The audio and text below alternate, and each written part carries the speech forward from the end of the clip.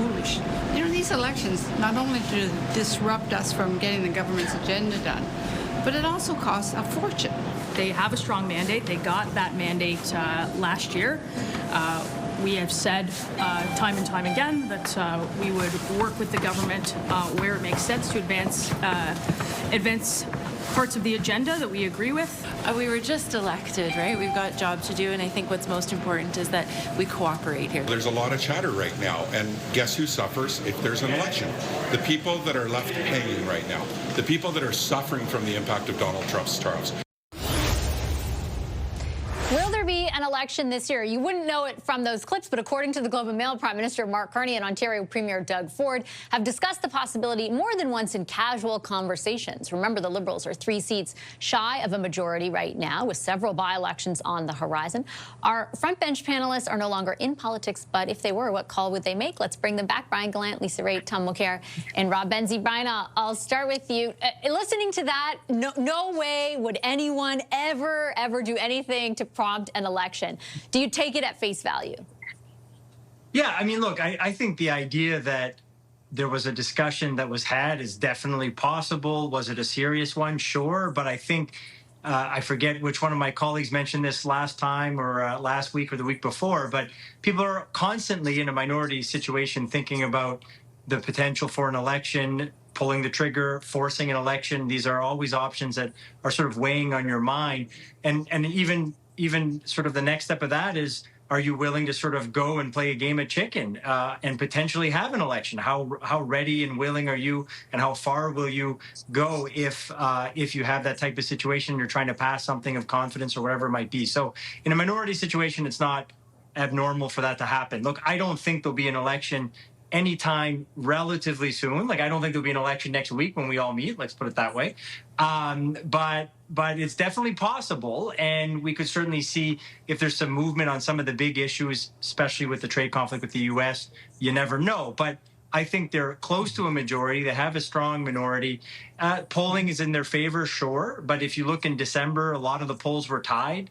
A tie would probably mean that the Liberals get more seats, but I don't think it would be a majority. So I think at the end of the day, they're probably going to try to see what happens over the next few crucial weeks and months. And in the spring, you kind of revisit if something has fundamentally changed. But again, can't stress enough, I think it's normal that it's on people's minds in a minority situation.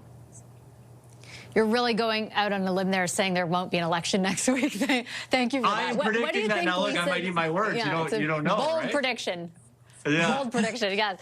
Exactly. Lisa, what do you make of the fact that the conversations were taking place, you know, in between Doug Ford and Mark Carney, right? Not Pierre Poilievre and Doug Ford, or Mark Carney and another Liberal, for example. There's not very few Liberal premiers except for Susan Holt out there right now, but still, what do you make of that? Are you surprised? I'm not surprised. I mean, that's why it's news that it's Doug Ford having a conversation with Mark Carney, talking about political fortunes at a time when there's layoffs happening in the biggest industry in Ontario. I mean, that's a little tone deaf, isn't it? I know that we as pundits can always speculate how great it would be for a government to have a majority in order to put their legislation through. But the reality is that the taxpayer and the voter, you just don't know what's going on inside their head right now. And while in one moment it may seem perfectly acceptable to go to an election because the government needs a mandate, on the other hand, you have to actually show that there's a reason to go, that there's a real conflict or a difference of opinion. And quite frankly, on trade, Canadians see both the Liberals and the Conservatives basically saying the same thing. And it's not necessarily a difference of opinion on what to do about trade. Maybe some policies are different, but not enough to go to an election. So maybe this is a signal to anyone who's thinking of crossing the floor that this is your time. If you want to make sure you've got your seat for 4 more years, come on over. That sort of felt, and Tom and I talked about this on radio earlier, that did sort of give it, that piece this morning gave you that feeling, right? Like, was this put out there in the ether so that those, 4 to 6 people that we were told last week were going to listen to that Pierre Poilievre speech and head right on over to the Liberal government benches and ultimately didn't? Is this sort of a message to them, Tom? I'm with Lisa and you on this one. I do think that it would be a message to them because it's a very shaky thing. If there is a serious thought of an immediate election, why in heaven's name would you cross the floor when you'd have to face the electors who just put you in with a different party? That wouldn't go very well, would it? I also think that Lisa's right when she says if you don't have a reason to declare that war, how do you justify, if the whole purpose of Carney, his raison d'etre as prime minister, his campaign the last time was, I'm the best person to deal with Trump. And Canadians said, you know what? We believe you. You go deal with Trump. But if there's no reason, like if the Conservatives are continuing to be fairly reasonable on stuff, the average Canadian's not sensing that they're blocking things gratuitously, it's very difficult for the Liberals to look at voters and say, we've got to do this. You know, Parliament's become ungovernable. That was Mr. Harper's line to bring in the 2008 elections. Become ungovernable. And yes, you're always pinging like a sonar. You're always trying to see if there's a moment, if there's a chink in the armor, if there's something you can do. But there is this funny thing about elections. You can't determine in advance how they're going to go. Ask Pierre Poilievre about that.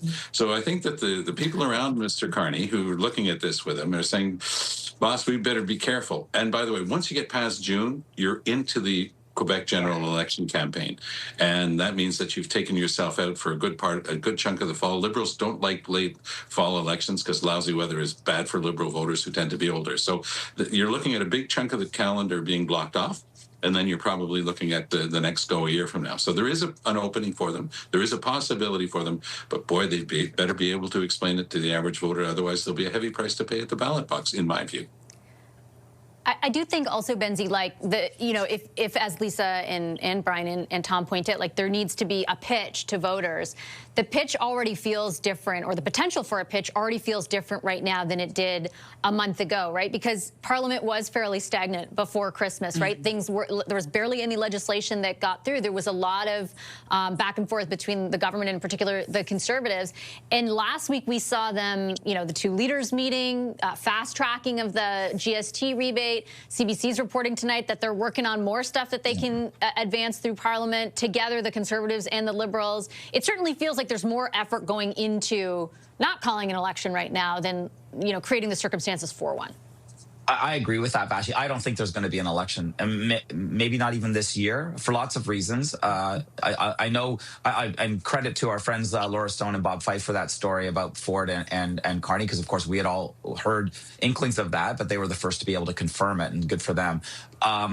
Doug Ford called a snap election this time last year, and won a bigger majority, or a bigger share of the popular vote in roughly the same amount of seats as he'd won 2 years before that. And I think he is bullish on these types of things because it was a bold gambit. But I think that the reality for Mr. Carney is different than the reality for Mr. Ford last year. Mr. Ford faced pretty weak opposition. Mr. Carney faces an opposition that is almost tied with him in the polls. I think if there were an election right now, the Liberals would win. I don't know if they'd win a majority. So what would the point of the exercise actually be? I think, though, that it's not a bad thing for Mr. Carney to have that out there in the ether, that maybe there's a prospect. So if you're a skittish Conservative MP who was elected in 2021, say, and you could say, oh, do I want to face voters right now? And I could lose my pension. I don't get my 6-year qualification.